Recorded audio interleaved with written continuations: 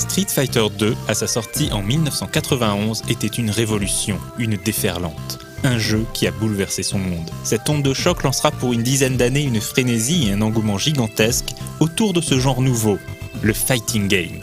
Face à ce succès spectaculaire, chaque studio japonais lance un projet de jeu de combat pour tenter de rivaliser avec celui de Capcom. Et c'est ainsi que 6 mois plus tard arrivait en arcade Fatal Fury, King of Fighters. Fatal Fury est sorti au Japon sous le nom de Garo Densetsu Shukumei no Tatakai, ce qu'on pourrait traduire par la légende du loup affamé, la bataille du destin. Cette production faisait partie des premiers jeux sortis sous le système arcade MVS et sur sa version console de salon, la Neo Geo. La ville décadente de Southtown est contrôlée d'une main de fer par Geese Howard, le parrain local expert en aïkido. Mais cette année, son règne pourrait toucher à sa fin. 3 nouveaux venus viennent participer au combat qu'il organise, le tournoi King of Fighters. Les frères Andy et Terry Bogard, dont le père a été tué par Geese 10 ans plus tôt, et leur ami adepte de boxe thaï, Joe Higashi. L'ombre de Street Fighter 2 plane sur le système de jeu. La garde, les projections, le jeu en versus et les inputs des coups spéciaux semblent tout droit venus du jeu de Capcom. On remarque également une autre influence, celle de Street Smart, un jeu méconnu que SNK avait sorti en arcade 1 an avant l'arrivée de Street Fighter 2. Fatal Fury contient en effet le même système de combat en coop contre l'ordinateur. On découvre même que l'excellent thème principal du jeu a été réutilisé tel quel pour le stage du boxeur Michael Max. Ce recyclage donne l'impression que Fatal Fury n'a pas pu être vraiment finalisé par ses créateurs. Il est probable que SNK, voulant profiter de l'engouement créé par Street Fighter 2, ait poussé pour sortir ce jeu le plus vite possible. Résultat, seulement 3 personnages jouables, des maniements un peu raides et bien peu de variété dans les styles de combat proposés. Mais Fatal Fury a pour lui un look irrésistible. Les personnages sont super cool, les musiques ont une pêche incroyable et la possibilité de combattre sur 2 plans différents, avec un effet de zoom sur les personnages, est une vraie innovation. Cela deviendra la marque de fabrique de la série.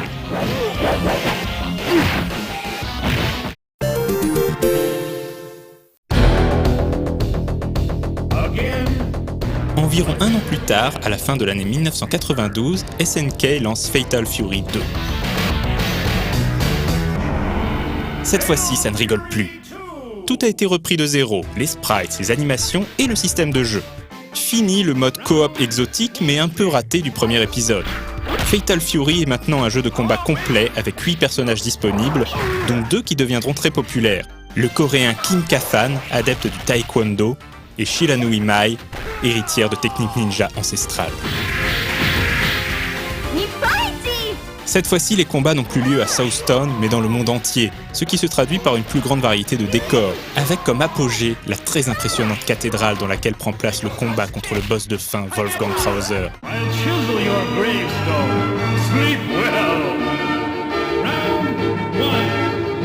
L'effet est étonnant et jouissif en même temps. En 1992, c'était un vrai choc de voir un jeu d'arcade accompagné d'une musique classique et de surcroît à la sonorité si réaliste. Enfin, c'est l'arrivée des Desperation Moves, ces fameux coups spéciaux spectaculaires capables à eux seuls de renverser l'issue d'un combat. On ne peut les déclencher que quand la vie est au minimum et au prix d'une manipulation complexe. C'est une très belle nouveauté, dont on avait vu les prémices dans Art of Fighting et qui ajoute un charme fou au combat. Cette feature sera ensuite reprise et adaptée par Capcom pour Street Fighter et deviendra un indispensable de tous les jeux de combat.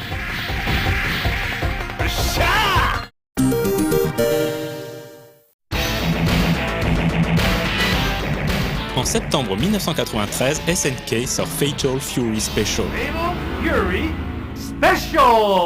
Il s'agit d'un épisode Gaiden, c'est-à-dire qu'il prend place dans une autre réalité que celle de l'arc narratif principal. C'est surtout l'occasion de faire plaisir aux fans en doublant le nombre de personnages jouables avec le retour de quelques protagonistes du premier épisode ainsi que des 4 boss de l'épisode précédent. À part ça, il n'y a pas grand-chose de neuf. C'est en fait une version améliorée de Fatal Fury 2 qui poussa de nombreux joueurs à revendre rapidement leur exemplaire de ce jeu pour se procurer le special à la place.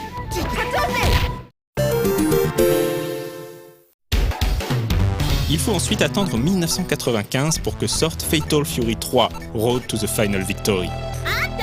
C'est cette fois un tout nouvel épisode. On sent que SNK commence à rentrer dans son âge d'or de la baston 2D. Tout est plus beau à l'écran. Les combats, qui n'ont jamais été aussi fluides et nerveux, se déroulent maintenant sur 3 plans. Ce qui permet un jeu d'esquive et de contre-attaque très dynamique. C'est aussi l'apparition des feintes qu'on utilise pour faire mine de lancer un coup et ainsi troubler son adversaire. De nouveaux personnages charismatiques font leur apparition. La mystérieuse Blue Mary et surtout le mafieux sadique Yamazaki Ryuji, qui fait une apparition remarquée dans l'intro du jeu, resté célèbre également pour ce magnifique plan de Geese Howard posant ses talons sur son bureau. Avec cet épisode, Fatal Fury cesse de tâtonner et atteint une certaine maturité.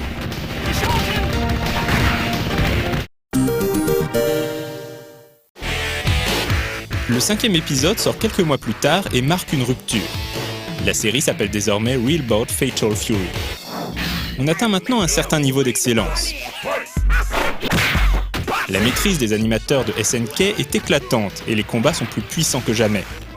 Les effets graphiques qui accompagnent les coups spéciaux sont aussi très impressionnants et donnent un relief remarquable au combat.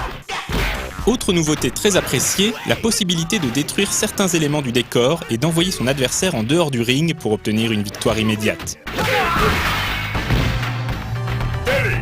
Enfin, les combos sont maintenant comptabilisés à l'écran sous l'appellation Rush. C'est aussi un épisode à la fin marquant.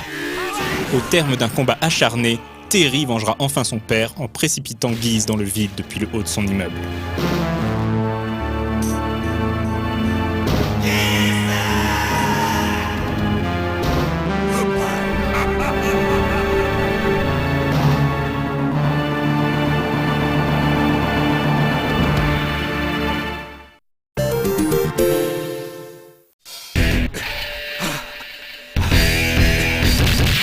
Nous sommes maintenant en 1997 et désormais les jeux de combat ne sont plus aussi populaires, surtout en 2D.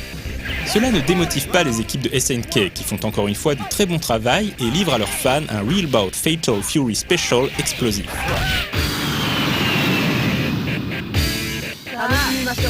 La mise en scène des introductions de chaque stage est inventive et spectaculaire. On sent que l'équipe a voulu se faire plaisir.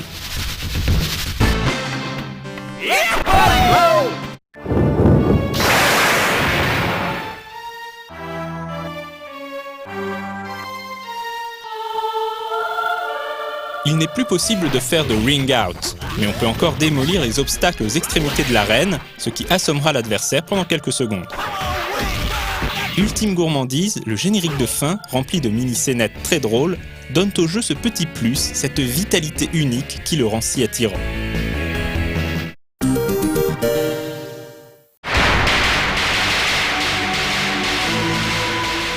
Et c'est finalement en 98 que sortira le dernier jeu de cette série dans la série, Real Bout Fatal Fury 2, The Newcomers.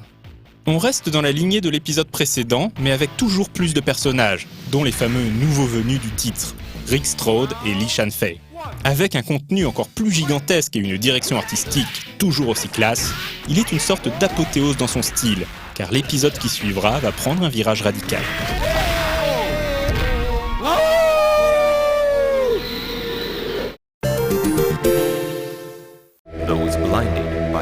En 1999, SNK va de plus en plus mal. Le marché du jeu vidéo a changé, et moins de 2 ans plus tard, la société fera faillite. Mais avant que son destin ne soit scellé, elle offrira le dernier, et sans doute le meilleur épisode de la série, Garou: Mark of the Wolves. 10 ans après la mort de Geese Howard, on retrouve un Terry dans la fleur de l'âge, accompagné du jeune Rock Howard, le fils de Geese que Terry a élevé comme son propre enfant. Le roster surprend immédiatement. À part Terry, tous les autres personnages sont des nouveaux venus. Le système de combat est aussi complètement remis à plat. Fini les différents plans qui existaient depuis le premier épisode. À la place, le jeu propose de nouveaux éléments stratégiques comme le TOP system, qui consiste à choisir soi-même à quel moment de sa jauge de vie son personnage aura un surplus de force et de régénération. Il met aussi en place le Just Defend, qui consiste à tenter une garde au dernier moment, ce qui permet de n'encaisser aucun dégât et de prendre l'avantage sur l'ennemi. Et tout ceci est porté par un gameplay d'une souplesse et d'une finesse inouïe, bien loin de la raideur des premiers épisodes. Mais c'est aussi une merveille visuelle et sonore. Chacun des personnages profite d'une efficacité dans le design et d'un luxe de détails dans les animations qui montrent de manière éblouissante à quel niveau se situent maintenant les artistes de SNK dans la maîtrise de leur art. Et aujourd'hui encore, beaucoup de joueurs considèrent que Mark of the Wolves constitue, avec Last Blade 2 et Street Fighter 3, un sommet en termes de densité et puissance graphique que personne n'a plus jamais atteint depuis.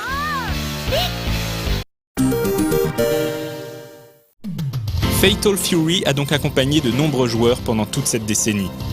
Des joueurs qui ont grandi avec le jeu et qui ont pu voir avec émerveillement comment SNK a fait évoluer sa création pour l'amener au sommet, bien que le hardware, lui, n'ait jamais changé durant toutes ces années.